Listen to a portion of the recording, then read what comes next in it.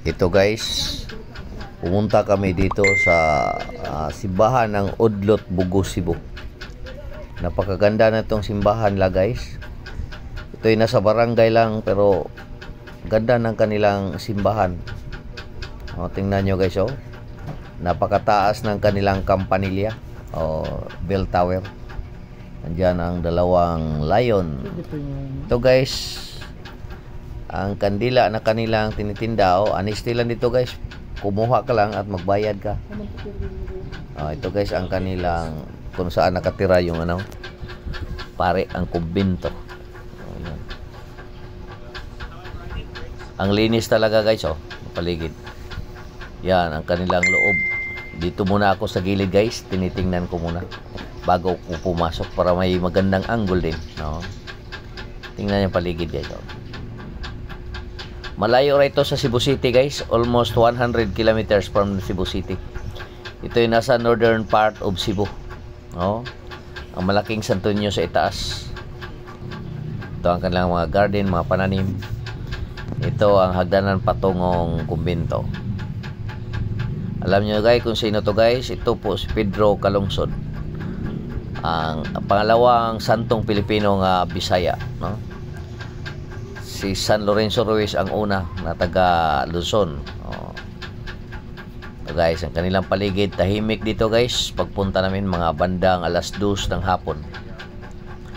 Yan guys, binaling ko ang kamera, tiningnan ng mga paligid. Ganda talaga. Tingnan nyo guys. Ito naman ang mga painting sa Kisame guys. Napakaganda. Hanip talaga guys. Kanilang altar. Yan. Ang kanilang santo patron, ang mahal na Birheng Maria. Ayan. Mga kisame nila guys. Tingnan ninyo. May chandelier. Ang ganda naman.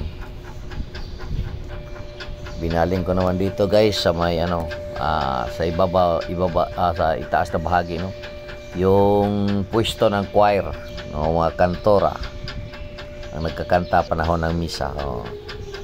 Yan guys ang kailang mga upuan. Ito ang Santa Maria. Ito si Jesucristo. Takan guys ang kanilang altar, napakaganda guys. Yan ang mga kerubinis. Yan sa labas guys, sa pika side guys, sa kabilang bahagi.